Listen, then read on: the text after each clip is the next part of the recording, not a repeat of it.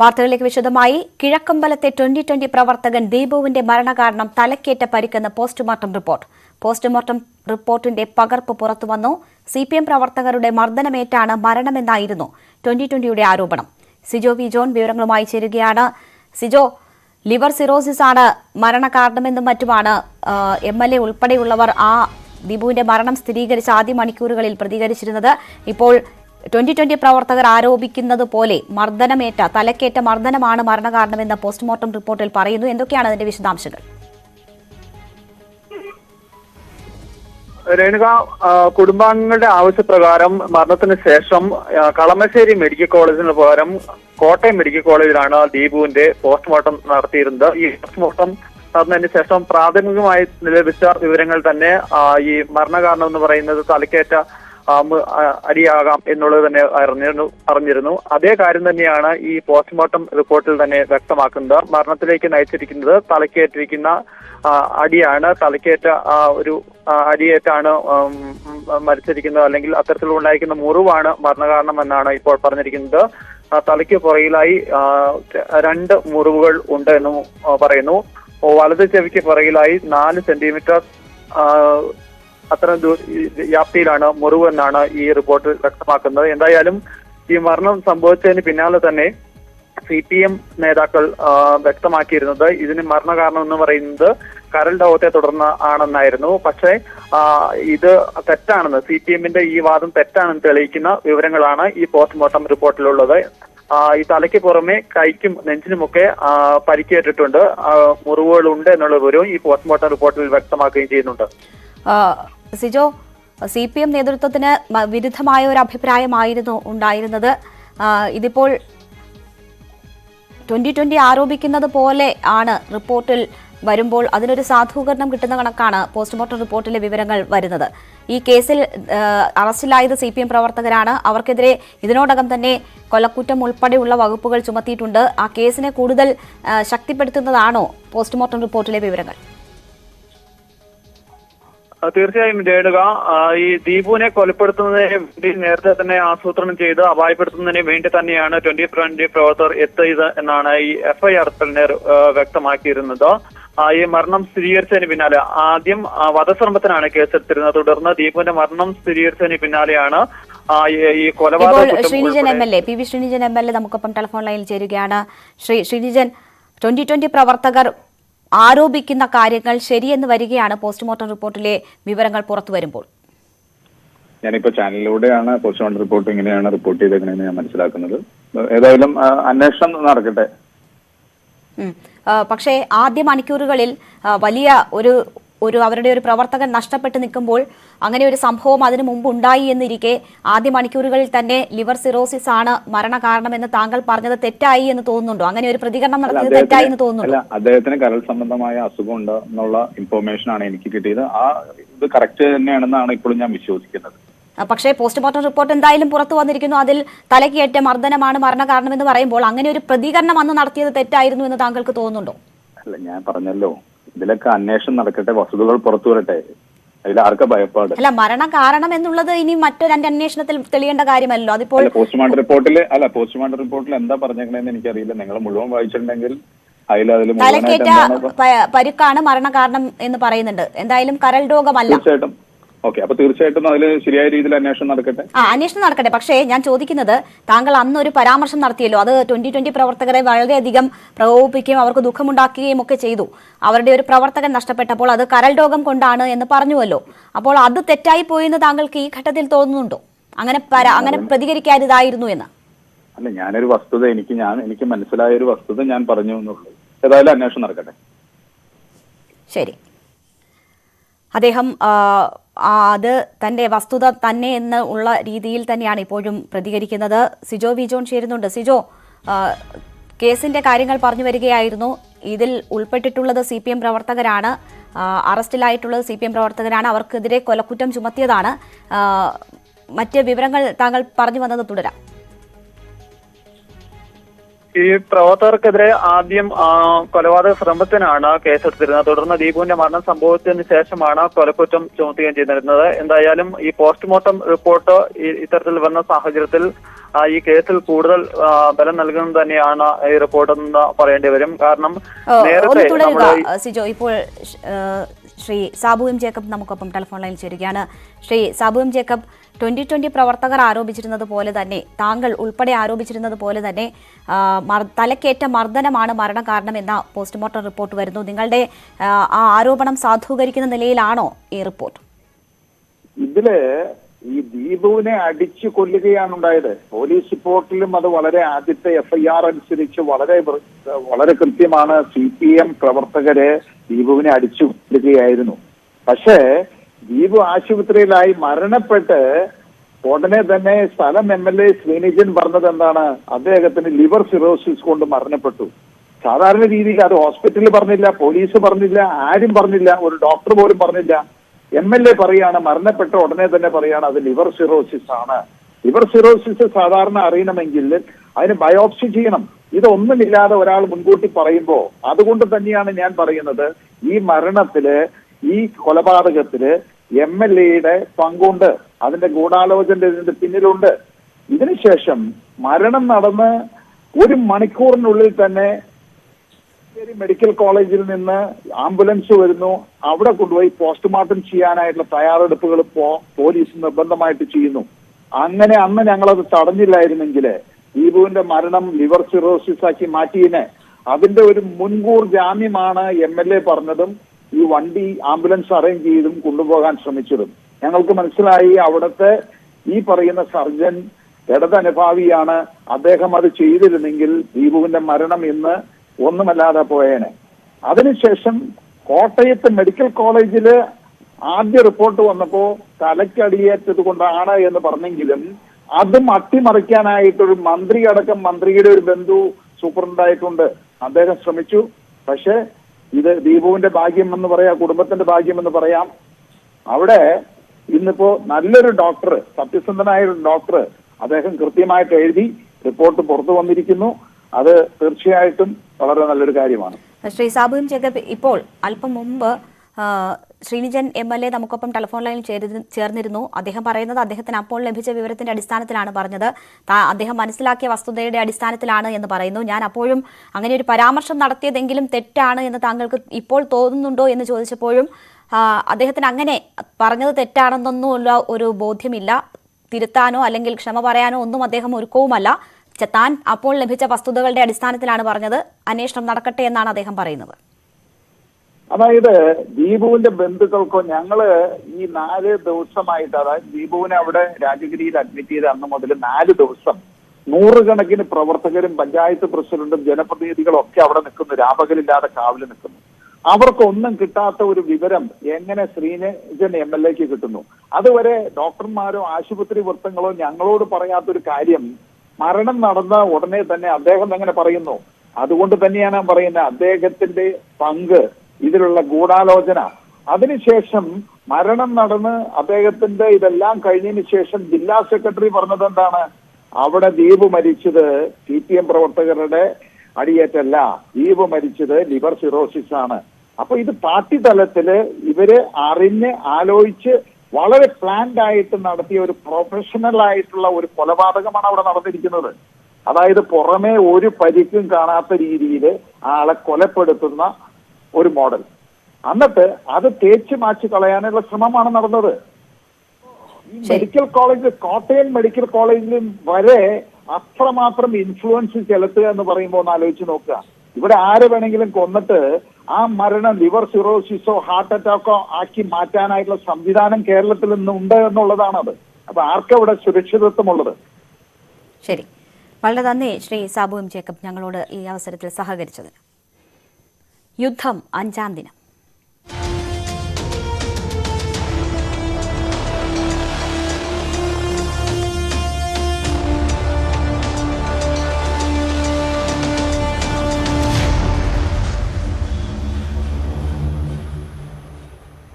Russia Ukraine ചർച്ച ബെലാറൂസിൽ തുടരുന്നു. Belarus നഗരത്തിലെ ഗോമലിൽ വെച്ചാണ് ചർച്ച നടക്കുന്നത്. സമാധാന ചർച്ച തുടങ്ങാനിരിക്കെ വീണ്ടും റഷ്യയെ പ്രകോപിപ്പിക്കുന്ന പ്രസ്താവനയുമായി യുക്രൈൻ പ്രസിഡന്റ് സെലൻസ്കി രംഗത്തെത്തി. യൂറോപ്യൻ യൂണിയൻ അംഗത്വം യുക്രൈൻ ആഗ്രഹിക്കുന്നുണ്ടെന്ന് സെലൻസ്കി പറഞ്ഞു. അംഗത്വം അതിവേഗം നൽകാൻ നടപടികൾ ലഘൂകരിക്കണമെന്നാവശ്യപ്പെട്ട് സെലൻസ്കി അപേക്ഷ നൽകി. യുക്രൈൻ നഗരങ്ങളിൽ റഷ്യൻ ആക്രമണം തുടരുകയാണ്. വാർഡസ്കിൽ നിന്ന് TJ ശ്രീലാൽ, സജീവ് സി വാര്യർ, ഒപ്പം ഹെൽപ്പ് ഡെസ്കിൽ നിന്ന് ഗോപിക സുരേഷ് എന്നിവർ ചേരുകയാണ്. ആദ്യം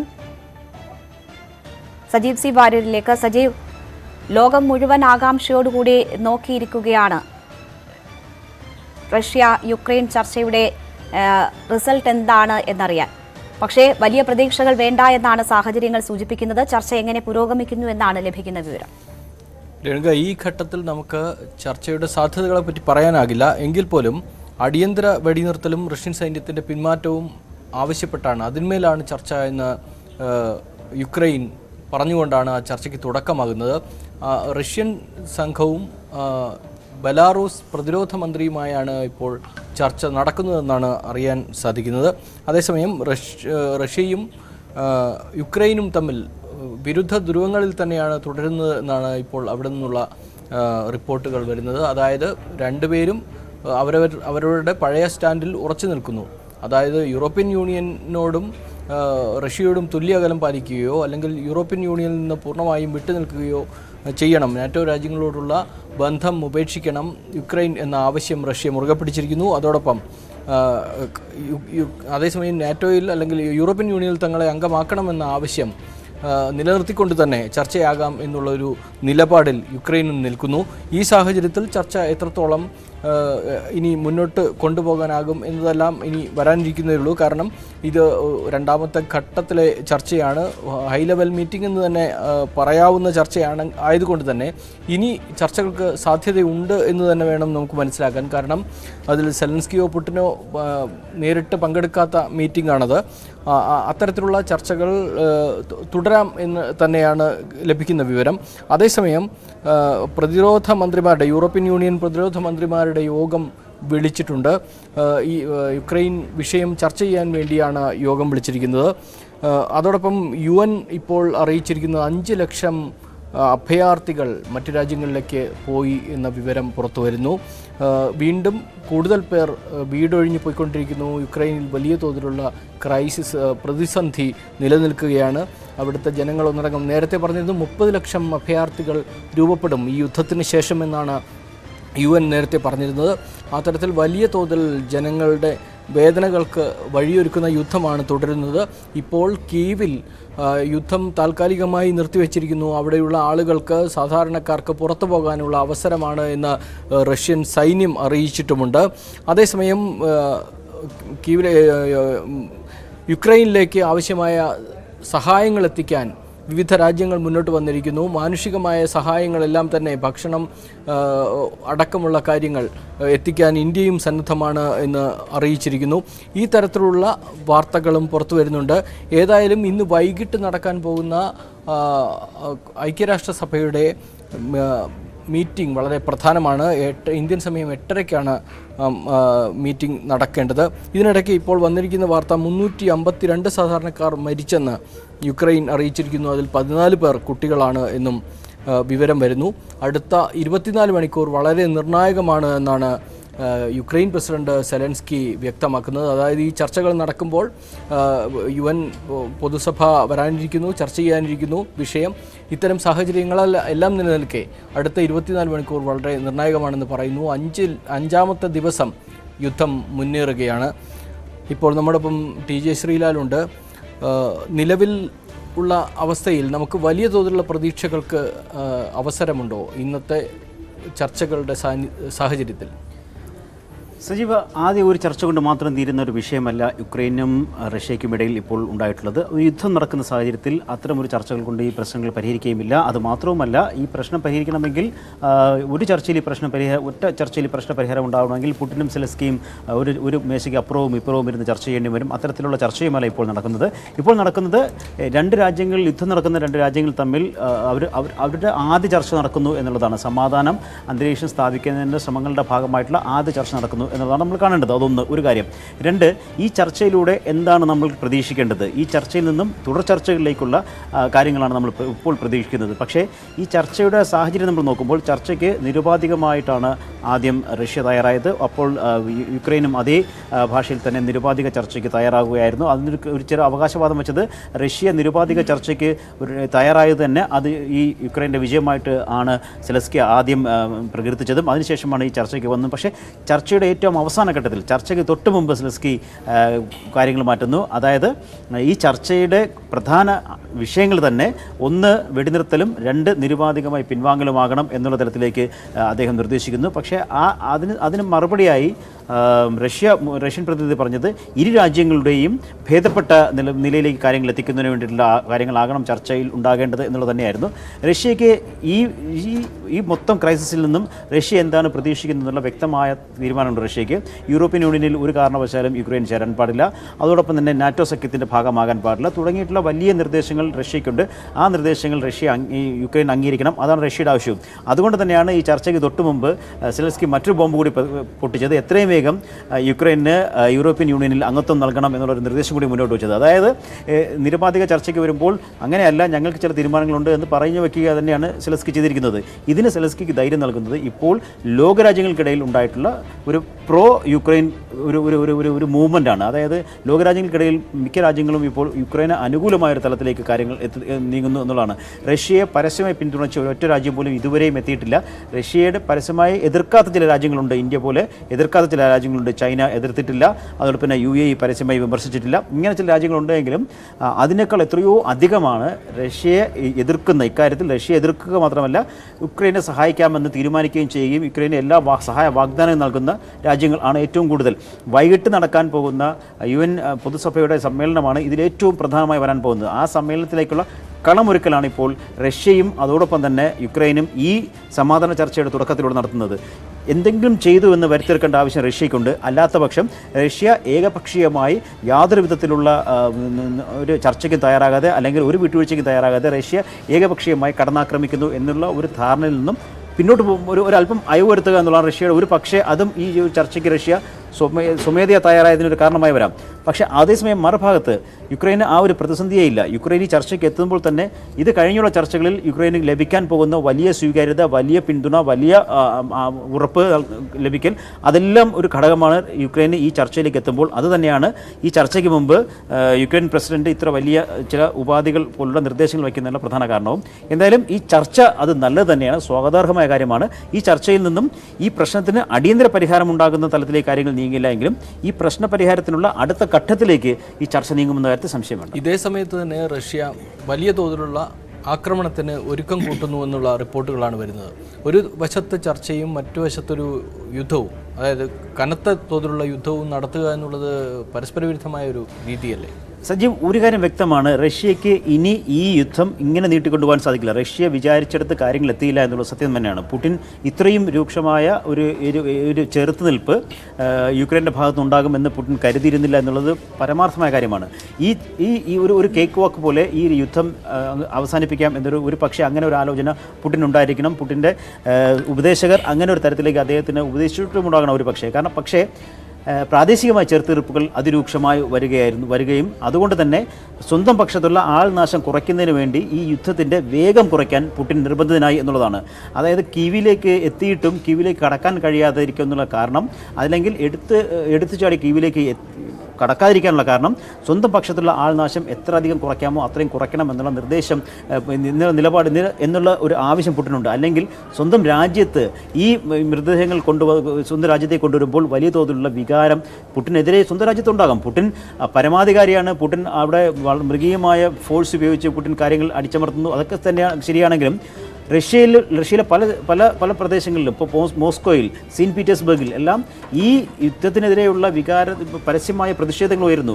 ചെറിയ പ്രതിഷേധങ്ങളാണെങ്കിൽ പോലും ഇത്തരം പ്രതിഷേധങ്ങൾ റഷ്യയ്ക്കുള്ളിൽ ഉയരുന്നു എന്നുള്ളത് ഒരു വലിയ കാര്യമാണ്. നമ്മൾ മറ്റൊരു ജനാധിപത്യ രാജ്യത്ത് ഇപ്പോൾ ഇന്ത്യയിലോ അല്ലെങ്കിൽ US അമേരിക്കയിലോ വൈറ്റ് ഹൗസിന് മുന്നിലോ മറ്റ് പ്രകടനം നടത്തുന്ന പോലെയല്ല. റഷ്യയിൽ ഇത്തരം മോസ്കോയിലോ അല്ലെങ്കിൽ സെയിൻറ്റ് പീറ്റേഴ്സ്ബർഗിലോ ഒന്നും ഇത്തരം പ്രതിഷേധങ്ങൾ വല്ലപ്പോഴുമൊക്കെ നടക്കുന്ന കാര്യങ്ങൾ മാത്രമാണ്. പക്ഷേ അത് ഒരു പ്രാവശ്യമല്ല, തുടർച്ചയായി നടക്കുന്നു എന്നുള്ളതാണ്. അത്തരം വികാരങ്ങൾക്ക് വലിയ തോതിലുള്ള അത്തരം പ്രതിഷേധങ്ങൾക്ക് വലിയ ആവേശം നൽകാതിരിക്കുക എന്നുള്ളത് പുടിന് വലിയ ആവശ്യമാണ്. അങ്ങനെ ആവേശം നൽകാതിരിക്കണമെങ്കിൽ സ്വന്തം പക്ഷത്തുള്ള സ്വന്തം സൈനികരുടെ റഷ്യൻ സൈനികർക്കുണ്ടാകുന്ന നാശനഷ്ടങ്ങൾ കുറയ്ക്കേണ്ടത് പുടിൻ്റെ ഏറ്റവും വലിയ ആവശ്യമാണ്. അതുകൊണ്ടാണ് പെട്ടെന്ന് ആദ്യ ദിവസം ഉണ്ടായ പോലെ ഒരു വലിയ ആവേശ തള്ളിക്കയറ്റം പിന്നീട് അങ്ങോട്ട് ഉണ്ടാകാത്തതും വളരെ ശ്രദ്ധയോടെ ഈ യുദ്ധത്തിലേക്ക് റഷ്യ നീങ്ങുന്നു. അതുകൊണ്ട് തന്നെയാണ് പറയുന്നത് ഇനിയും ഇത് നീട്ടിക്കൊണ്ടുപോവുക, യുദ്ധം അനന്തമായി നീട്ടിക്കൊണ്ടുപോവുക റഷ്യയ്ക്ക് എളുപ്പമല്ല. അങ്ങനെ വന്നു കഴിഞ്ഞാൽ കൂടുതൽ ലോകരാജ്യങ്ങളുടെ ഒന്നിക്കുന്നതിനുള്ള കാരണമാകും. അതോടൊപ്പം തന്നെ ലോകത്തെ ഏറ്റവും പ്രധാനപ്പെട്ട രാജ്യങ്ങൾ അമേരിക്ക ആയാലും ശരി, അതുപോലെ യൂറോപ്പിലെ വലിയ ശക്തികൾക്ക് ഇങ്ങനെ കൈയും കെട്ടി മാറി നിന്നുകൊണ്ട് ചില പ്രസ്താവനകൾ മാത്രമോ അല്ലെങ്കിൽ ഉപരോധങ്ങൾ പോലുള്ള നടപടികൾ കൊണ്ട് മാത്രം ഈ യുദ്ധത്തെ കാണാനാകില്ല. അവർക്ക് നേരിട്ടുള്ള ഇടപെടൽ നടത്തേണ്ടി വരും. നേരിട്ട് നടത്തുമ്പോൾ അതായത് സൈനിക മൂവ്മെൻറ്റ് അല്ല, ഞാൻ നേരിട്ട് ഇടപെടൽ എന്ന് പറയുന്നത്. ഇപ്പോൾ തന്നെ നമ്മൾ കണ്ടതുപോലെ ഓസ്ട്രേലിയയും ജർമ്മനിയും മറ്റു രാജ്യങ്ങളുമെല്ലാം ഈ യുക്രൈന് വേണ്ടിയിട്ട് യുക്രൈൻ ധനസഹായം ഉൾപ്പെടെയുള്ള ആയുധങ്ങൾ നൽകുന്നു, ധനസഹായം നൽകുന്നു, അവർക്ക് മരുന്നുകൾ നൽകുന്നു, മറ്റ് അത്യാവശ്യ സഹായങ്ങൾ നൽകാൻ തീരുമാനിക്കുന്നു, അത് എത്തിച്ചു കൊടുക്കുന്നു തുടങ്ങിയ നടപടികൾ. ഇപ്പോൾ യുക്രൈനിലേക്ക് ഈ നാറ്റോ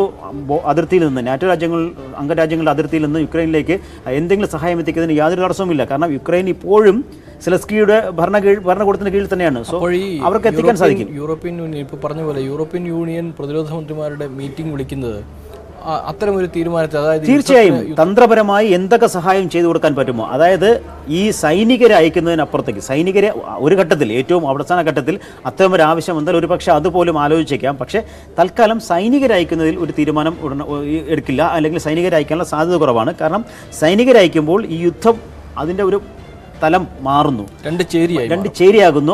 ഒരു മൂന്നാം ലോക യുദ്ധം വരെ ആകാനുള്ള സാധ്യതകൾ കൂടുന്നു. കാരണം പിന്നീട് ഈ പറയുന്ന പോലെ ഈ യൂറോപ്യൻ രാജ്യങ്ങൾ ഈ യുദ്ധത്തിൻ്റെ ഭാഗമായി കഴിഞ്ഞാൽ മറ്റ് ഭാഗത്തു നിന്നുമുള്ള പിന്തുണകൾ ഒരു പക്ഷേ റഷ്യ കിട്ടിയെന്ന് വരാം, ചൈന ഒരു പക്ഷേ ഇക്കാര്യത്തിൽ പ്രതികരിച്ചെന്ന് വരാം. അങ്ങനെയുള്ള സ്ഥലത്തേക്ക് പോകാതെ, അതായത് യുദ്ധത്തിന് സൈനികരയക്കാതെ ഈ യുദ്ധത്തിൻ്റെ എങ്ങനെ ഭാഗമാകാം, അതാണ് ഇന്നിപ്പോൾ ഈ യൂറോപ്യൻ യൂണിയൻ അംഗരാജ്യങ്ങളുടെ പ്രതിരോധ മന്ത്രിമാർ ആലോചിക്കാൻ സാധ്യതയുള്ളൊരു കാര്യം. നേരിട്ടെത്തുന്നില്ല, പക്ഷേ അവർക്ക് ആയുധം നൽകാം, അതോടെ വേണമെങ്കിൽ ഈ മറ്റ് സൗകര്യങ്ങൾ നൽകാം, അവർക്ക് പണം എത്തിച്ചു കൊടുക്കാം, ഇങ്ങനെ അല്ലെങ്കിൽ തന്ത്രപരമായ മറ്റ് സഹായങ്ങൾ ചെയ്യാം. റഷ്യയെ വലിയ തോതിൽ റഷ്യയെ പ്രതിരോധത്തിലാക്കുന്ന മറ്റ് നടപടികൾ എന്തൊക്കെയുണ്ട് അതൊക്കെ ചെയ്യാം. ഇത്തരം ആലോചനകളാണ് പ്രധാനമായി നടക്കുന്നത്. അതിന് വേണ്ടിയിട്ട് കൂടിയാണ്. അതുകൊണ്ടാണ് ഞാൻ പറഞ്ഞത് ഇങ്ങനെ ഒരു ഭാഗത്ത് ലോകരാജ്യങ്ങൾ മൊത്തം റഷ്യക്കെതിരെ വലിയ തോതിലുള്ള ഒരു ഒരുക്കം നടത്തുന്നു, വലിയ തോതിലുള്ള ആക്രമണം നടത്തുന്നു, മറുഭാഗത്ത് ഇത്ര തന്ത്രപ്രധാനമായ സഹായങ്ങൾ ചെയ്യാനുള്ള നടപടികൾ സ്വീകരിക്കുന്നു. അങ്ങനെ വരുമ്പോൾ ഈ യുദ്ധം നീട്ടിക്കൊണ്ടുപോകാൻ സാധിക്കില്ല. പക്ഷേ അത് വളരെ കെയർഫുള്ളായിട്ട് വളരെ തന്ത്രപരമായി കൈകാര്യം ചെയ്യേണ്ട കാര്യവുമാണ്. കാരണം സ്വന്തം സൈനികർക്കുണ്ടാകുന്ന നഷ്ടം അത് ഈ റഷ്യയിൽ പുടിന് തിരിച്ചടിയാവുകയും ചെയ്യും. ഇതാണ് ഇപ്പോൾ റഷ്യ നേരിടുന്ന ഒരു പ്രതിസന്ധി. അത് എങ്ങനെ മറികടക്കാമെന്നുള്ള ആലോചനകളാണ് വ്യാപകമായി യൂറോപ്യൻ യൂണിയനിൽ നടക്കുന്നത്. പുടിന് ഉയർത്തിയ ഒരു ആണവ ആശങ്ക ഉണ്ടല്ലോ ഇന്നലെ, ആ ആശങ്ക കൂടി യൂറോപ്യൻ യൂണിയൻ ചർച്ച ചെയ്യുമായിരിക്കുമല്ലോ സ്വാഭാവികമായും. അപ്പോൾ യൂറോപ്യൻ യൂണിയൻ്റെ ഭാഗത്തു നിന്ന് അത്തരത്തിലുള്ള ഒരു ആണവ യുദ്ധത്തിനുള്ള സാധ്യത നമുക്ക് അത്തരമൊരു ആശങ്കയ്ക്ക് വകയുണ്ടോ? ആണവ യുദ്ധ ആശങ്ക ഇപ്പോഴും ഇല്ല എന്ന് തന്നെയാണ്. പുടിൻ ആ ആണവ ബട്ടൺ അമർത്തില്ല എന്നുള്ളത് തന്നെയാണ് ഇപ്പോഴും ഉള്ള. പക്ഷേ പുടിൻ അത്തരമൊരു സ്ഥലത്തേക്ക് കൊണ്ടുചെന്ന് തള്ളപ്പെട്ട് കഴിഞ്ഞാൽ അത് ചെയ്യില്ല എന്നും പറയാൻ പറ്റില്ല. അത് ചെയ്യാൻ ധൈര്യമുള്ള വ്യക്തി തന്നെയാണ് പുടിൻ. അത് ചെയ്യില്ല എന്ന് ആർക്കും പറയാനാകത്ത. കാരണം പുടിൻ എങ്ങനെ പ്രതികരിക്കുമെന്നുള്ളത് ആർക്കും നമ്മൾ ആരും പ്രതീക്ഷിച്ചതല്ല പുടിൻ ഇത്ര വേഗത്തിൽ ഒരു ആക്രമണത്തിലേക്ക് കടക്കുമെന്ന്. ആക്രമിച്ചേക്കും എന്ന് പറഞ്ഞതല്ല. അത് പക്ഷേ പുടിൻ യാതൊരു ഒരു മുന്നറിയിപ്പുമില്ലാതെ ഒരു ദിവസം രാവിലെ പുടിൻ അങ്ങ് ആക്രമണം തുടങ്ങുകയാണ്. അതുകൊണ്ട് തന്നെ അങ്ങനെ ഒരു തലത്തിലേക്ക് പുടിൻ കൊണ്ടുചെന്ന് എത്തിപ്പെട്ടു. പക്ഷേ അപ്പോഴും ഒരു പ്രശ്നമുണ്ട്. അങ്ങനെ ഒരു സാഹചര്യത്തിൽ കാര്യങ്ങൾ എത്തിക്കഴിഞ്ഞാൽ പുടിൻ്റെ സൈന്യാധിപരും മറ്റും പുടിനൊപ്പം നിൽക്കുമോ എന്നുള്ള ചോദ്യങ്ങളൊക്കെ ബാക്കിയുണ്ട്. പക്ഷേ അത്തരമൊരു സാഹചര്യത്തിലേക്ക് പോകില്ല. ഇപ്പോൾ പുടിൻ ഈ പറയുന്ന ആണവ സൈന്യത്തിന് നൽകിയിരിക്കുന്ന നിർദ്ദേശം നൽകാനുള്ള പ്രധാന കാരണം ഈ യൂറോപ്പിൽ നിന്ന് മൊത്തം കിട്ടുന്ന ഈ യുക്രൈന് കിട്ടുന്ന ഒരു സഹായം തന്നെയാണ്. അവർ സൈനികമായി ഒരു കാരണവശാലും സൈനികരയക്കരുത് എന്നുള്ളത് ഒന്ന്. അത്തരത്തിലുള്ള നടപടികളിലേക്ക് കടക്കുകയാണ് എങ്കിൽ ഇതുപോലുള്ള ചില നടപടികൾ ഞാൻ സ്വീകരിക്കുമെന്ന് പുടിൻ ഭീഷണിപ്പെടുത്തുക മാത്രമാണ് ഇപ്പോൾ ചെയ്യുന്നത് എന്നുള്ള തലത്തിൽ തന്നെയാണ്. പിന്നെ ഏതൊരു യുദ്ധം നടക്കുമ്പോഴും അവരുടെ എല്ലാ ആവനാഴിയിലുള്ള എല്ലാ ആയുധങ്ങളും ഒരുക്കി വയ്ക്കുക അതൊരു കോമൺ യുദ്ധതന്ത്രമാണ്. അത് തന്നെയാകും പുടിൻ ഇപ്പോൾ ഉദ്ദേശിക്കുന്നത്. പക്ഷേ ഇപ്പോഴും ന്യൂക്ലിയർ മേഖലയിലേക്ക് പുടിൻ കടക്കുമെന്ന് പ്രതീക്ഷിക്കുന്നില്ല ആരും. ഒരു തരത്തിൽ പറഞ്ഞാൽ അത്തരം ആശങ്കകൾ നിലനിൽക്കുമ്പോൾ തന്നെ വലിയ പ്രതീക്ഷയുണ്ട്. അത്തരം ഒരു ആണവ യുദ്ധത്തിലേക്ക് അല്ലെങ്കിൽ രണ്ട് ചേരിയായി തിരിഞ്ഞൊരു മൂന്നാം ലോക യുദ്ധത്തിലേക്ക് കടക്കില്ല എന്നുള്ളൊരു പ്രതീക്ഷ നമുക്കിപ്പോഴുമുണ്ട്. അതിനിടയിൽ നമുക്ക് ആശങ്കയാകുന്നത് നമ്മുടെ കുട്ടികളുടെ കാര്യമാണ്. ഇന്ത്യൻ പൗരന്മാർ അവിടെ കുടുങ്ങിക്കിടക്കുന്നുണ്ട്. ഒട്ടേറെ പേർ അവിടെ നിന്ന് തിരിച്ചു വരാൻ ഇരിക്കുന്നു. എന്നാൽ പോലും അതിലേറെ പേർ അവിടെ കുടുങ്ങിക്കിടക്കുന്ന ഒരു സാഹചര്യമുണ്ട്. ആ സാഹചര്യം നിലനിൽക്കുമ്പോൾ നമുക്ക് തിരികെ അവരെ എത്തിക്കാനുള്ള കാര്യങ്ങൾ ചെയ്യേണ്ടതുണ്ട്. അതിൻ്റെ ഭാഗമായി നമ്മുടെ ഹെൽപ്പ് ഡെസ്കിൽ നിന്ന് ഗോപിക അവരുമായി ബന്ധപ്പെട്ടുകൊണ്ടിരിക്കുകയാണ്. പുതിയ വിവരങ്ങൾ ലഭിച്ചു എന്നാണ് മനസ്സിലാക്കുന്നത്. എന്തൊക്കെയാണ് പുതിയ കാര്യങ്ങൾ? സജീവ, കീവിലെ കർഫ്യൂ നീക്കിയ മുറയ്ക്ക് അവിടെയുള്ള യൂണിവേഴ്സിറ്റികളിലെ നമ്മുടെ മലയാളി വിദ്യാർത്ഥികൾ അടക്കം ഏറ്റവും നിയറസ്റ്റ് ആയിട്ടുള്ള റെയിൽവേ സ്റ്റേഷനിലേക്ക് എത്തുന്നു എന്നുള്ളതാണ് ഏറ്റവും ഒടുവിൽ കീവിൽ നിന്ന് ലഭിച്ച വിവരം. ഇവർ കീവിൽ നിന്ന് ലിവോവിലേക്കായിരിക്കും പോവുക. തുടർന്ന് പോളണ്ട് അതിർത്തിയാണ് അവർക്ക് ഏറ്റവും അടുത്ത് ഉള്ളത്.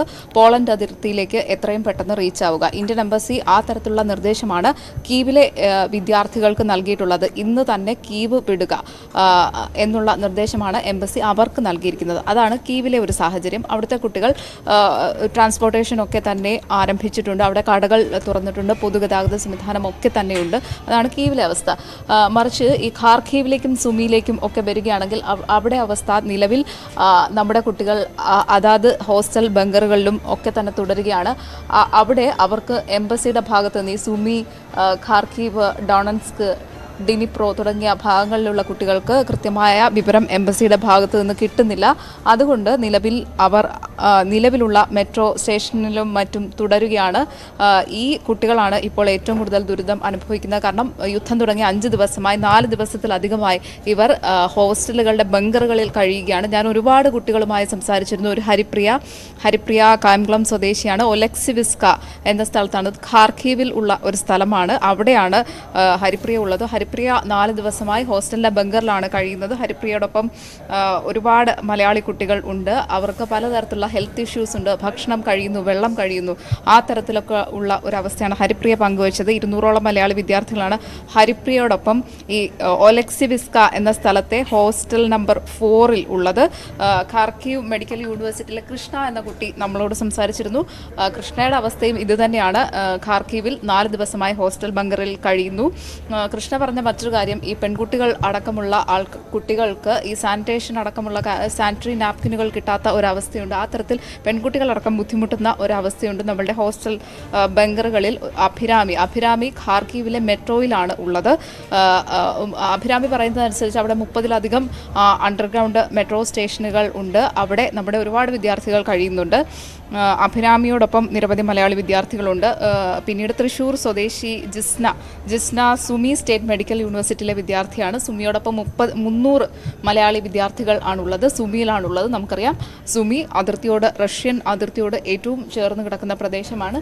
ഈ പ്രദേശത്ത് നിന്നൊന്നും കുട്ടികളെ ഏത് തരത്തിൽ ട്രാൻസ്പോർട്ടേഷൻ നടത്തി കീവിലേക്ക് എത്തിക്കും എന്നുള്ള കാര്യത്തിൽ എംബസി കൃത്യമായ മാർഗനിർദ്ദേശങ്ങൾ കൊടുത്തിട്ടില്ല. അതുകൊണ്ട് ഈ ഖാർക്കീവ്, സുമി അടക്കമുള്ള പ്രദേശങ്ങളിലെ കുട്ടികൾ നിലവിൽ ഉള്ള സ്ഥലത്ത്, അതായത് 4 ദിവസത്തിലധികമായി അവർ ബങ്കറുകളിൽ കഴിയുകയാണ്. ഭക്ഷണമില്ല, വെള്ളമില്ല, ആ തരത്തിലുള്ള അവസ്ഥകളാണ് അവിടെ നിന്നുള്ള കുട്ടികൾ പങ്കുവയ്ക്കുന്നത്. അങ്ങനെ ഈ ട്രാൻസ്പോർട്ടേഷൻ ഉള്ള മേഖലകളിൽ നിന്നും പശ്ചിമ മേഖലകളിലേക്ക് എത്തി, അതായത് നമ്മുടെ അതിർത്തി പ്രദേശമായ പോളണ്ടിൻ്റെ അതിർത്തി, സ്ലോവാക്യൻ അതിർത്തി, ഹംഗേറിയൻ അതിർത്തി, റൊമേനിയൻ അതിർത്തി, മോൾഡോവ അതിർത്തി തുടങ്ങിയ അതിർത്തി മേഖലകളിലേക്ക് എത്തുന്ന കുട്ടികൾ അതിർത്തി കടക്കാൻ പലതരത്തിലുള്ള ബുദ്ധിമുട്ടുകൾ നേരിടുന്ന വാർത്തകളും ഒരു ഭാഗത്തുണ്ട്. 3-4 ദിവസമായി അതിർത്തി മേഖലകളിൽ കുടുങ്ങിക്കിടക്കുന്ന കുട്ടികൾ ഉണ്ട്. അതിശൈത്യമാണ്, മൈനസിലേക്ക് പോവുകയാണ് അവരുടെ അതിശൈത്യം. മഞ്ഞുമഴ പെയ്യുന്ന സാഹചര്യമൊക്കെയുണ്ട്. 3-4 ദിവസം അവിടെ കാത്ത് നിന്നതിന് ശേഷമാണ് അവർക്ക് അതിർത്തി കടക്കാൻ കഴിയുന്ന ഒരു സാഹചര്യം ഉണ്ടാകുന്നത്. അതുപോലെ തന്നെ അതിർത്തി കടന്ന് മറ്റ് രാജ്യങ്ങളിൽ എത്തിയ കുട്ടികളും നമ്മളോട് വിളിച്ച സന്തോഷം അറിയിക്കുന്നുണ്ട്.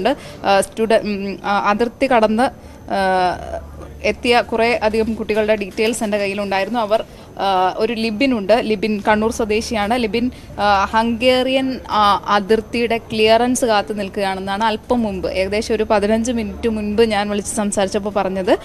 അതുപോലെ തന്നെ ഐശ്വര്യ വിജയലക്ഷ്മി, അവർ മണിക്കൂറുകളോളം സ്ലോവാക്യൻ ബോർഡറിൽ കാത്തുനിന്ന ശേഷമാണ് ഐശ്വര്യ വിജയലക്ഷ്മി, അവർ 8 പേരാണുള്ളത്. ഐശ്വര്യ ആലപ്പുഴ സ്വദേശിയാണ്. ഐശ്വര്യ ഇപ്പോൾ സ്ലോവാക്യയിലാണുള്ളത്. സ്ലോവാക്യൻ സർക്കാർ എല്ലാ തരത്തിലുള്ള സൗകര്യങ്ങളും ചെയ്തു കൊടുത്തിട്ടുണ്ട്. ഉടൻ തന്നെ അവർക്ക് ഫ്ലൈറ്റ് ഉണ്ടാകും. നിലവിൽ അവർ അവിടെ സ്ലോവാക്യയിൽ ഒരു ഹോട്ടലിലാണ് തങ്ങുന്നത്. അതുപോലെ തന്നെ അഭിനവ് പോളണ്ടിലെ ക്യാമ്പിൽ സുരക്ഷിതമായി കഴിയുന്നു. അവിടെ എല്ലാ തരത്തിലുള്ള ഭക്ഷണം അടക്കമുള്ള സൗകര്യങ്ങളൊക്കെ ഉണ്ട് എന്നാണ് അഭിനവ് പറയുന്നത്. അതുപോലെ തന്നെ പല കുട്ടികളും ഇത്തരത്തിൽ ബോർഡർ കടന്നെത്തി സന്തോഷത്തോടെ ഇരിക്കുന്ന കുട്ടികളുടെ വാർത്തകളും അവർ നമ്മളോട് പങ്കുവയ്ക്കുന്നുണ്ട്. സജി, ഈ സാഹചര്യത്തിൽ അത്തരം ആശ്വാസകരമായ വാർത്തകൾ കൂടി വരുന്നുണ്ട്. അതേസമയം ആണവായുധ വിന്യാസത്തിന് ഒരുങ്ങുകയാണ് റഷ്യ എന്നുള്ള വിവരം പുറത്തു വരുന്നു. സ്റ്റാഫിനെ റീഇൻഫോഴ്സ് ചെയ്യാനുള്ള തീരുമാനം റഷ്യ എടുത്തിരിക്കുന്നു. അതേസമയം ആണവായുധ വിന്യാസത്തിന് കാരണം ബ്രിട്ടീഷ് വിദേശകാര്യ സെക്രട്ടറി ലിസ്ട്രസ് ആണ് എന്നാണ് റഷ്യ കുറ്റപ്പെടുത്തുന്നത്. അത്തരത്തിലുള്ള വാർത്തകളും വരുന്നുണ്ട്. ഇതാണ് ഏറ്റവും ഒടുവിൽ വരുന്ന വിവരങ്ങൾ. ശരി, സജീവ് സി വാര്യർ ആണ് വാർ ഡെസ്കിൽ നിന്നുമുള്ള വിവരങ്ങൾ പങ്കുവച്ചത്. മറ്റു ചില റിപ്പോർട്ടുകളിലേക്ക് കൂടി പോവുകയാണ്. യുക്രൈൻ മേഖലയിൽ നിന്നുമുള്ള കത്തിയെരിഞ്ഞ് കീവും ഖാർക്കിവും. യുക്രൈനിലെ 1ഉം 2ഉം നഗരങ്ങൾ പിടിക്കാൻ കനത്ത ഷെല്ലാക്രമണത്തിന് തുടക്കമിടുകയായിരുന്നു റഷ്യ. യൂറോപ്യൻ ആയുധങ്ങളുമായി അതിശക്തമായി പ്രതിരോധിച്ചു യുക്രൈൻ. സ്ഫോടനത്തിൽ കൊല്ലപ്പെട്ട റഷ്യൻ സൈനികരുടെ ദൃശ്യങ്ങൾ യുക്രൈൻ പുറത്തുവിട്ടു. ചെർണോബിൽ വാസസ്ഥലത്തിന് നേരെ ബോംബാക്രമണം തുടങ്ങി. ലുഡിസ്ക്, ഖേഴ്സൺ, ഒഡേസ എന്നീ നഗരങ്ങളിലും രാവിലെ തന്നെ വ്യോമാക്രമണം നടന്നു.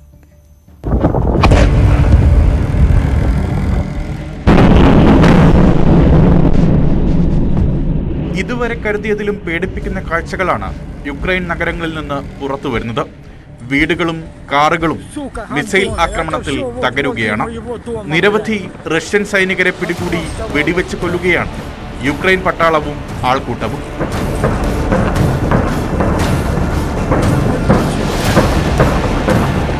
രാവിലെ 6:30 ഒരേ സമയം 2 നഗരങ്ങളിലാണ് അപായ സൈറൺ മുഴങ്ങിയത്. വ്യോമാക്രമണം ആരംഭിക്കുന്നെന്ന് അറിയിച്ച് കീവിലും ഖാർക്കിവിലും. തലസ്ഥാനമായ കീവിന് 6 കിലോമീറ്റർ അകലെയാണ് ഇപ്പോഴും റഷ്യൻ സൈന്യം. രണ്ടാമത്തെ വലിയ നഗരമായ ഖാർക്കിവ് ആദ്യം റഷ്യ പിടിച്ചെന്ന് വാർത്തകൾ വന്നെങ്കിലും തിരികെ പിടിച്ചെന്ന് യുക്രൈൻ അവകാശപ്പെട്ടു. ഖാർക്കിവിൽ നിന്ന് യുദ്ധഭീകരതയുടെ ദൃശ്യങ്ങളാണ് പുറത്തുവരുന്നത്. വഴി നീളെ സൈനികർ കത്തിക്കരിഞ്ഞു കിടക്കുകയാണ്. പുലർച്ചെയാണ് ചെർണോബിൽ വാസസ്ഥലങ്ങൾക്ക് നേരെ റോക്കറ്റ് ബോംബുകൾ വന്നത്. വിമതർ നിയന്ത്രിക്കുന്ന ഡോൺടെസ്കിൽ യുക്രൈനിയൻ വംശജരുടെ വീടുകൾക്ക് നേരെ കനത്ത ആക്രമണമുണ്ടായി. തകർന്നു നാശമായി കിടക്കുകയാണ് യുക്രൈനിലെ 5 നഗരങ്ങൾ. ലുഡ്സ്ക്, ഇവാനോ-ഫ്രാൻകിവ്സ്, ഖേഴ്സൺ, ഒഡേസ എന്നിവിടങ്ങളിലാണ് അതിരൂക്ഷമായ പോരാട്ടം നടക്കുന്നത്. യുക്രൈനിൽ കഴിഞ്ഞ 4 ദിവസങ്ങൾ കൊണ്ട് അതിഭീകരമായ നാശമുണ്ടായെന്ന് വ്യക്തമാക്കുകയാണ് സാറ്റലൈറ്റ് ദൃശ്യങ്ങൾ.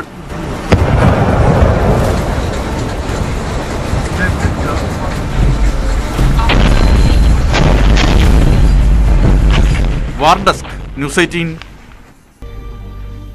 Go to the Slovak Republic. Honorable Minister Hardeep Puri would be going to Hungary, and Honorable Minister General V.K. Singh would be going to Poland. You've seen some reports already, let me confirm that. These special envoys will be traveling to these countries basically to coordinate and oversee the evacuation process there on the ground. If situation permitting, you might also find them going to the as close as possible to where the evacuation happening. So that will depend on the specific circumstances. But I think you will see them operating there, coordinating all the efforts and as I mentioned, being in touch with local authorities and as well as with other partners that are helping in this process. Having said that, just to give you a sense of where our evacuation efforts are, let me begin by saying that the situation on the ground in terms of evacuation continues to be complex and fluid. You've seen that from the reports, media reports that are coming in, some of them quite concerning. Nevertheless, we have been able to accelerate our evacuation process clearly over the last 24 hours. And I will give you separate elements of that. Just a broad numbers. Our estimate is that we have, more than estimate, I think, around 8,000, over 8,000 Indian nationals have left Ukraine since we issued the initial advisories. So I go back, it's not since the conflict began, but since we issued the initial advisories, our estimate estimate to the extent that we don't exactly know how many left between the advisory and the conflict started. We think around 8,000 citizens have left. And as I speak, I think the 6th flight has just landed. So 6 evacuation flights have landed in India, bringing back around 1,396, I think is the number that I have, 1,400 students, Indian citizens. These are 4 flights were from Bucharest, as you remember, and 2 from Budapest. So from Bucharest and 2 from Budapest. So these 6 flights have brought back around 1,396 Indian nationals. I will come in a minute. I will come back to the 6 flights, right? Yeah. Let me repeat again. Sorry, I think there's some confusion. As I said, over 8,000 citizens have left. That is over the advisory period, and then of course the Operation Ganga as it had started. We have had 6 evacuation flights that have landed in India. The 6th one having landed just a little while ago in Delhi. Of these 6 flights, 4 left Bucharest and 2 were from Budapest. The total number of people on these flights, 1,396. That's what our numbers are. I will come back to the flights in a minute. Our focus, of course, is on the land borders before they go to the flights, getting people out from Ukraine through the land borders. There has been some movement, an improvement on the movement into Poland. As we were discussing yesterday about the difficulties at the Polish border. I think they're still difficult, but I think it's improved. Our embassy in Warsaw was able to arrange buses at the Sheni border point. There's a Sheni Medica border point. The Sheni side is on the Ukrainian side. So do remember that we're talking about the Ukrainian side. Things are much easier to do on whether it's the Polish or the Romanian or the Hungarian or the Slovak side. It's inside Ukraine, but I must say our embassy was able to organize a fleet of 10 buses, and I think now that's being expanded, to take students who've been stuck at the Sheni border point and take them to the Krakowiec, which is where the main border crossing is, and also to a place called Budomierz, which is even more north, a few more kilometers north on the same Polish border, and facilitate their crossing into Poland. So that has helped take off some of the pressure there. But again, this is a continuing process because there were a lot of students, and I think they still are there. On the Polish side, once they cross the border, arrangements for food and accommodation have been made in the nearby town of Resso, I think it's pronounced Resso. And a number of Indians are there currently awaiting their flights back to India. So this is a good development. We managed to get some people across, and hopefully as this bus movement and taking them to the other border points continues, we should be able to ease some of the pressure. But I must emphasize that there is still a large number of Ukrainians and other citizens at the borders. The border is pretty crowded.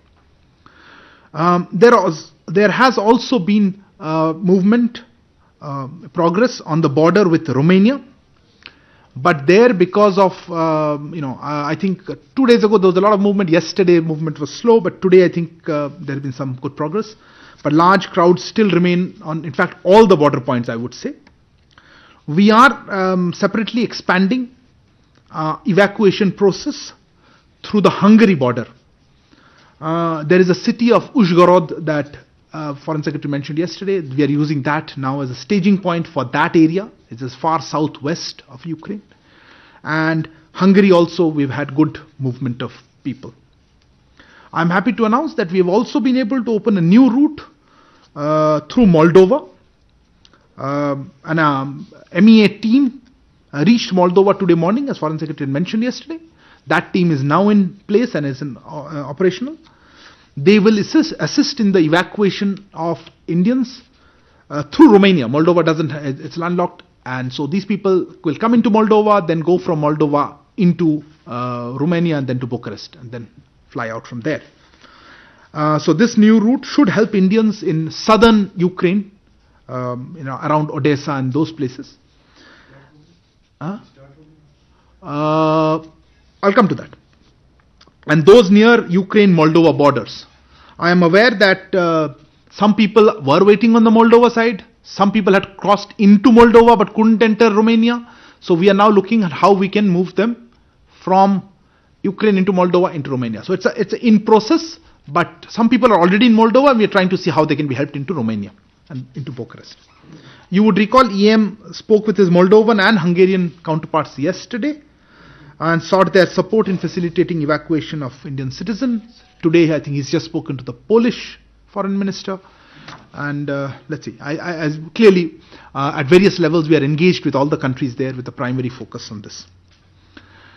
Moving on to, this is on the western part. So moving on to the other parts of Ukraine, we are encouraging Indians to move to western Ukraine, as you've seen the advisories.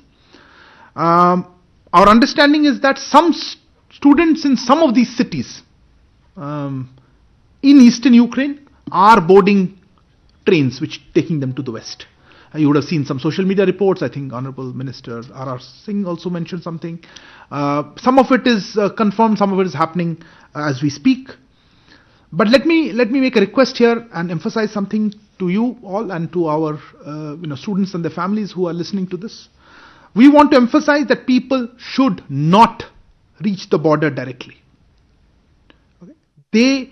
If they do, they will face long waiting times to cross, as you have seen in Poland border, as you've seen on the Romanian border. So yes, please do reach the western parts of the country, the western parts of Ukraine, but please seek shelter in nearby towns. Let me repeat again. I will come back to it. Maybe as I finish. Or if you want, देखिए हमारी आग्रह रहेगी सारे जो students हैं, Indians हैं, कि आपको एडवाइजरी दी गई कि आप वेस्टर्न यूक्रेन में जाएं, पर मैं ये कहना चाहता हूं, आपसे अनुरोध करना चाहता हूं कि आप जब जाएंगे आप वहां पे डायरेक्टली बॉर्डर में ना जाएं. आप अगर बॉर्डर में जाएंगे तो वहां बहुत बड़ी भीड़ है, आपको बहुत समय लगेगा. आपने पोलैंड में भी देखा था, आप अभी रोमानिया में देख रहे हैं, बॉर्डर क्रॉसिंग में बहुत समय लगता है, ठंड में रुकना पड़ेगा. हम अनुरोध यही करेंगे कि आप कोई नियर बाय शहर में जाइए, आसपास के वहां गांव तो नहीं, शहर में कहीं अगर आपको वहां रहे, बंदोबस्त हो रही है, कुछ हमारी टीम वहां कोऑर्डिनेट कर रही है, पर आपके यूनिवर्सिटी वगैरह भी कर रहे होंगे, वहां रुके, हमारी टीम आपको हेल्प करेगी. बिल्कुल पैनिक न कीजिए, इनफ फ्लाइट्स हैं, हम आपको भी बताते हैं इसके बारे में. So they should seek shelter in towns near the border areas, as I just said, and move to the border only in consultation with our teams. 3 ദിവസം മുമ്പേ ഇറങ്ങിയതാ. ബോർഡർ ക്രോസ് ചെയ്യാൻ വേണ്ടി ഞങ്ങൾ ഒരുപാട് കഷ്ടപ്പെട്ടു. പിന്നെ ദൈവം സഹായിച്ച ഒരു കുഴപ്പമില്ലാതെ വന്നു. അതുപോലെ തന്നെ ഇന്ത്യ ഗവൺമെൻറ്റിൻ്റെയും എംബസിയുടെ ഒക്കെ ഒരുപാട് സഹായം ഉണ്ടായിരുന്നു.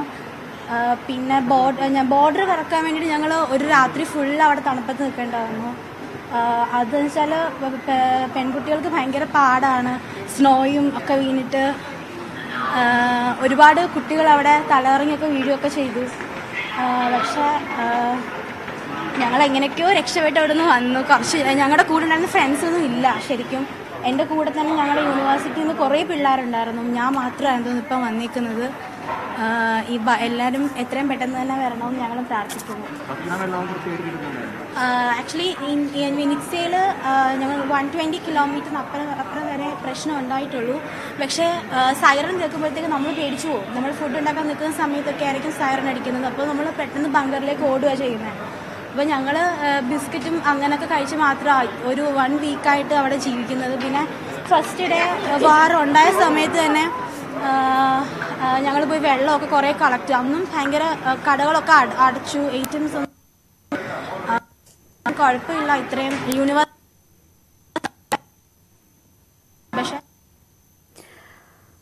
ഉക്രൈനിൽ നിന്നും എത്തിയ കുട്ടികൾ കൊച്ചിയിൽ വിമാനമിറങ്ങി അവിടെ മാധ്യമങ്ങളോട് പ്രതികരിക്കുന്നതാണ് കണ്ടത്. അവരുടെ അനുഭവങ്ങളൊക്കെ വിശദീകരിക്കുകയായിരുന്നു. അതിനു മുൻപ് നമ്മൾ കണ്ടത് വിദേശകാര്യ മന്ത്രാലയ പ്രതിനിധി മാധ്യമങ്ങളെ കണ്ട് ഈ ഇവാക്യുവേഷൻ പ്രോസസ്സിന്റെ കാര്യങ്ങൾ വിശദീകരിക്കുന്നതായിരുന്നു. ഇപ്പോൾ കൂടുതൽ കുട്ടികൾ പുറത്തേക്ക് വരുന്നു. ഇതുവരെ 6 വിമാനങ്ങൾ എത്തി 400ഓളം പേരെ നാട്ടിലെത്തിച്ചു എന്നതാണ് വിദേശകാര്യ മന്ത്രാലയ പ്രതിനിധി നൽകുന്ന വിവരം. മന്ത്രിമാർ അതിർത്തി മേഖലയിലേക്ക് പോകുന്നു എന്ന വിവരം സ്ഥിരീകരിക്കുന്നു. ഇന്ന് ഉന്നതതല യോഗത്തിലാണ് ആ തീരുമാനമുണ്ടായത്. പക്ഷേ ഇന്ന് അത് സ്ഥിരീകരിച്ചുകൊണ്ട് നടത്തുന്ന വാർത്താസമ്മേളനം ഇതാണ്. ഇവിടെയാണ് ഇപ്പോൾ സ്ഥിരീകരണം വരുന്നത്. ഓരോ മന്ത്രിമാർ ഓരോ അതിർത്തി സ്ഥലങ്ങളിലേക്ക് പോകുന്ന കാര്യം അദ്ദേഹം വിശദീകരിക്കുന്നു. ഇപ്പോൾ കുട്ടികൾ മാധ്യമങ്ങളെ കാണുന്നു. ഓരോരുത്തരെ ടിക്കറ്റ് വിട്ട് കഴിഞ്ഞാൽ കുഴപ്പമില്ല. ഞങ്ങൾ പിന്നെയും 8 മണി വരെ രാത്രി അവിടെ നിന്നു. ഞങ്ങൾ എത്രയും ഗേൾസും ബോയ്സും ഒക്കെ ഉണ്ട്. എന്നിട്ടൊന്നും അവർ കയറ്റി വിട്ടില്ല. അത് കഴിഞ്ഞ് ഞങ്ങൾ പിന്നെ അവിടെ നിന്ന് മാറി നിന്നിട്ട് കുറേ നേരം കഴിഞ്ഞപ്പോൾ അവർ പറഞ്ഞു ഗേൾസിനെ മാത്രം കയറ്റി വിടാമെന്ന്. അങ്ങനെ ഗേൾസ് മാത്രം നിന്നിട്ട് പോലും അവർ കയറ്റി വിട്ടില്ല. പിന്നെ രാത്രി 1 മണി ആയപ്പോഴത്തേക്ക് കുറേ കുട്ടികൾ അവിടെ ബോധം കെട്ട് വീഴുന്നു ഈ ഇടിയുടെ ഇടയ്ക്ക്. അപ്പോഴത്തേക്ക് അതിനുശേഷം അവർ പറഞ്ഞു ആഫ്രിക്കൻസ് കുറേ പേരുണ്ട്, അപ്പം ഇന്ത്യൻസ് മാത്രം ആദ്യം കയറുക, നിങ്ങൾക്ക് ഫ്ലൈറ്റ് നാളെ മോർണിംഗ് ഉണ്ടെന്ന് പറഞ്ഞുകൊണ്ട് അങ്ങനെ ഞങ്ങൾ കുറച്ച് പേര് പെട്ടെന്ന് അന്നും നല്ല ഒരുപാട് ഇടിയാണ് ഭയങ്കര എല്ലാവരും. കാരണം ഒരുപാട് ലഗേജ്, കുറേ പേർക്ക് ലഗേജ് മിസ്സായിട്ടുണ്ട്. കാരണം ബോർഡറിൻ്റെ അപ്പുറം കയറിപ്പോയവർ ബോർഡറിൻ്റെ അപ്പുറത്തായി പോയിട്ടുണ്ട്. അങ്ങനെ കുറേ കുട്ടികൾ, ഞങ്ങളുടെ കൂടെ ഉണ്ടായിരുന്ന കുറേ കുട്ടികൾ ഇപ്പോൾ അവിടെ ക്യാമ്പിൽ കഴിയുക, റൊമേനിയൻ ക്യാമ്പിൽ കഴിയുക. അവരെ നാളത്തെയോ മറ്റന്നാളത്തെ ഫ്ലൈറ്റിൽ വരുമെന്നാണ് ഞാൻ വിശ്വസിക്കുന്നത്. ബോർഡറിൽ എംബസിയിൽ ആരും ഞങ്ങൾ കണ്ടില്ല. റൊമേനിയൻ പോലീസുകാർ മാത്രമേ ഉണ്ടായിരുന്നുള്ളൂ. എംബസിക്കാരെ ഞങ്ങൾ കണ്ടത് എയർപോർട്ടിൽ വന്നിട്ടാണ്. ഞങ്ങൾക്ക് ഫുഡും ഒക്കെ കൊണ്ടു തന്നു ബസ്സിൽ വന്നിറങ്ങിയ സമയത്ത്. അല്ലാതെ ഞങ്ങൾ അതിന് മുമ്പ് എംബസിക്കാരെ കണ്ടൊന്നുമില്ല. അതിനുശേഷം ഞങ്ങളുടെ കാര്യങ്ങളൊക്കെ നോക്കിയത് എംബസിക്കാരാണ്. ഫ്ലൈറ്റ് ഞാൻ വന്നത് റൊമേനിയൻ എയർപോർട്ടിൽ. എന്തോ സ്പെഷ്യൽ ഫ്ലൈറ്റ്, എയർ ഇന്ത്യയുടെ സ്പെഷ്യൽ ഫ്ലൈറ്റാണ് വന്നത്. എൻ്റെ യൂണിവേഴ്സിറ്റിയിലെ മാക്സിമം കുട്ടികളെ ഇപ്പം ബോർഡറിലുണ്ട്. അത് റൊമേനിയൻ ബോർഡറിലുണ്ട്, പോളണ്ട് ബോർഡറിലുണ്ട്. ഇതിലും കഷ്ടമാണ് പോളണ്ട് ബോർഡറിൻ്റെ കാര്യം. അവിടെ ഭയങ്കരമായിട്ട് ഇതിലും ഒരുപാട് കുട്ടികൾ നിൽപ്പുണ്ട്. ഹംഗറി ബോർഡറിലും കുറേ പേര് പോയിട്ടുണ്ട്. പിന്നെ കീവിലും ഖാർക്കീവിലും ഒക്കെ ഉള്ള കുട്ടികൾക്ക് പിന്നെ ബോർഡറിലേക്ക് വരാൻ പറ്റുന്നില്ല. അവർ ബങ്കറിൽ തന്നെ കഴിയുക. ഞങ്ങളുടെ കുറേ ഫ്രണ്ട്സും അവിടെ ആയി പോയിട്ടുണ്ട്. കാരണം ഫ്ലൈറ്റ് 26-നാന്ന് തോന്നുന്നു ഫ്ലൈറ്റിന് വേണ്ടിയിട്ട് പോയവർ അവിടെ കുടുങ്ങിപ്പോയിട്ടുണ്ട്. അവർക്ക് ഞങ്ങളുടെ താമസിക്കുന്നതിൻ്റെ 120 കിലോമീറ്ററിന് അപ്പുറമായിട്ട് മാത്രമേ പ്രശ്നം ഉണ്ടായിട്ടുള്ളൂ. പക്ഷേ എപ്പോഴും ഞങ്ങൾക്ക് അലേർട്ടായിരിക്കണം എന്നും ഉണ്ടായിരുന്നു, റെഡ് അലേർട്ട് ഉണ്ടായിരുന്നു എപ്പോഴും. പിന്നെ ആണെങ്കിൽ അത്രയേ ഉള്ളായിരുന്നു. പിന്നെ എപ്പോഴും പറയും വെച്ചാൽ ബാക്കിയുള്ള പ്രശ്നങ്ങൾ ഫുഡിൻ്റെതായിട്ടുള്ളതും വെള്ളത്തിൻ്റെതായിട്ടുള്ള പ്രശ്നങ്ങളൊക്കെ ഉണ്ടായിട്ടുണ്ട് കുറച്ച് നാൾ കഴിഞ്ഞപ്പോൾ, 2-3 ദിവസം കഴിഞ്ഞപ്പോഴത്തേക്ക്. മലയാളി വിദ്യാർത്ഥികൾ നാട്ടിലേക്ക് എത്തുകയാണ്. ആശ്വാസ തീരമണയുന്നു. വിദ്യാർത്ഥികളുടെ പ്രതികരണങ്ങളാണ് കണ്ടത്. ഓപ്പറേഷൻ ഗംഗ പ്രോസസ്സിന്റെ ഭാഗമായി ഡൽഹിയിലും മുംബൈയിലും എത്തി അവിടെ നിന്ന് വിമാനമാർഗം ഇപ്പോൾ കൊച്ചിയിലെത്തിയിരിക്കുകയാണ് കുട്ടികൾ. എന്തായാലും നാട്ടിലെത്തിയതിൻ്റെ ആശ്വാസം നമുക്ക് അവരുടെ വാക്കുകളിലും മുഖത്തുമൊക്കെ കാണാം. ഓപ്പറേഷൻ ഗംഗ കൂടുതൽ ശക്തമാക്കാനാണ് കേന്ദ്ര സർക്കാരിൻ്റെ തീരുമാനം. 4 മന്ത്രിമാർ ഉൾപ്പെടെ അതിർത്തി മേഖലയിലേക്ക് എത്തുകയും അങ്ങനെ കൂടുതൽ പേരെ വളരെ പെട്ടെന്ന് തന്നെ നാടുകളിലേക്ക് എത്തിക്കാനുള്ള ഊർജിതമായ ശ്രമമാണ് നടന്നുകൊണ്ടിരിക്കുന്നത്. കീവിൽ കർഫ്യൂ പിൻവലിച്ചിട്ടുണ്ട്. അവിടെ നിന്ന് കൂടുതൽ കുട്ടികൾ ബോർഡറിലേക്ക് എത്തുമെന്ന് പറയുന്നു. ഇപ്പോൾ ബന്ധുക്കൾ നാട്ടിലെത്തിയ, കൊച്ചിയിലെത്തിയ വിദ്യാർത്ഥികളെ സ്വീകരിക്കുന്നതാണ് കാണുന്നത്. അവരുടെ സ്നേഹപ്രകടനങ്ങളും മറ്റും കാണാം. വലിയ ആശങ്കയിലായിരുന്നു കുടുംബവും ഒപ്പം വിദ്യാർത്ഥികളും. ഇപ്പോൾ അവർ എല്ലാവർക്കും നന്ദി പറയുന്നതാണ് നമ്മൾ കാണുന്നത്. നമ്മുടെ പ്രധാനമന്ത്രി കാണിച്ചു തന്നെ എത്ര ശ്രദ്ധിച്ചാലും മതി. അതുപോലെ നമ്മുടെ മുഖ്യമന്ത്രിക്ക് ഇത്രയും പെട്ടെന്ന് നമ്മുടെ കുഞ്ഞുങ്ങളെ കൊണ്ടുവരാൻ കാണിച്ച നമ്മൾക്ക് ദൈവത്തെ എത്ര ശ്രദ്ധിച്ചാലും മതി വരുന്നില്ല.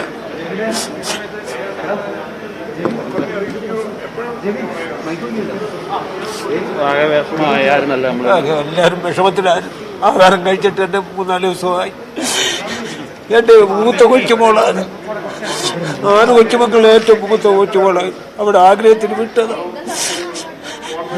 ദൈവത്തെ എത്ര ശ്രദ്ധിക്കാനും മതി വരത്തില്ല. അവിടെ കൊച്ചുമോള അവൾ എങ്ങനെ എൻ്റെ അത് ചാടി വീണ് അവിടെ കൂടെ ഉള്ളവർ ഒന്നും അവർക്ക് എങ്ങോട്ട് പോകുന്നു പറയും. അവർ കൂട്ടുകാരും അവരുടെ ക്യാമ്പിൽ ഇരുന്നോണ്ട് ചോദിച്ചു, നീ അഭിയമോളെ വിടാന്ന് ചോദിച്ചപ്പോൾ ഞാൻ ഡൽഹിയിലായിരുന്നു, നീ എങ്ങനെ പോയെന്ന് ചോദിച്ചപ്പോൾ നമുക്കറിയാം ഞങ്ങൾ ദൈവത്തോടെ കണ്ണീരോടെ പ്രാർത്ഥിക്കാൻ അനുഭവം ഞങ്ങൾക്ക് കിട്ടിയത്. അതുപോലെ തന്നെ നമ്മുടെ പ്രധാനമന്ത്രിക്ക് നമ്മുടെ കേരളത്തിലെ മുഖ്യമന്ത്രിക്ക് എത്ര ശ്രദ്ധിച്ചാണ് നമ്മൾ വരുത്തി. അവർ കാണിച്ച ആ ശുഷ്കാന്തി നമ്മുടെ നാട്ടിലുള്ള നമ്മുടെ കുഞ്ഞുങ്ങൾക്ക് ഒരു പോലും എടുക്കാതെ അവർ നമ്മളെ കൊണ്ടുവിട്ടില്ല. മാതാപിതാക്കളുടെ കൈ ഞങ്ങൾക്ക് കാണാൻ തന്നത് നന്മയ്ക്ക് എത്ര ശ്രദ്ധിച്ചാലും മതി വരുത്തില്ല. അവർ സംസാരിക്കുന്നുണ്ടായിരുന്നു. എന്നാലും ഈ സൈറൻ അടിക്കുമ്പോൾ അവർ ഓടി പോകും. അങ്ങ് അവർ പ്രത്യേക റൂമിലായിരുന്നു. ആ റൂമിൽ നിന്ന് സൈറൻ അടിക്കുമ്പോൾ പറഞ്ഞു അവിടുന്ന് മാറാൻ പറഞ്ഞു. അവർ പിന്നെ അവരുടെ ഹോസ്റ്റലിൽ പോയി. ഹോസ്റ്റലിൽ അവിടെ ഇരുന്നപ്പോഴും ഭയങ്കര പ്രശ്നം. അപ്പോൾ അവർ ബങ്കറിലോട്ട് പോയി. പിന്നെ അവർ ഞങ്ങൾ വിട്ടിരുന്നുകൊണ്ട് നേരത്തെ പറഞ്ഞു പോണേ എന്തെങ്കിലും ഇങ്ങനെ സംഭവം ഉണ്ടാകാനുണ്ട്, അതുകൊണ്ട് ഇച്ചിരി സാധനങ്ങളൊക്കെ മേടിച്ച് സ്റ്റോക്ക് ചെയ്തേക്കണം, വെള്ളം ഇഷ്ടംപോലെ സ്റ്റോക്ക്, അങ്ങനെ അതെല്ലാം സ്റ്റോക്ക് ചെയ്തായിരുന്നു. അതുകൊണ്ട് ആ കാര്യത്തിനും വലിയ ബുദ്ധിമുട്ടില്ല. പിന്നെ ഞങ്ങൾ വന്ന് വിളിച്ച് ചോദിച്ചപ്പോൾ നമ്മുടെ ഡൽഹി എയർപോർട്ടിൽ നല്ല ഇതായിരുന്നു കിട്ടിയത്.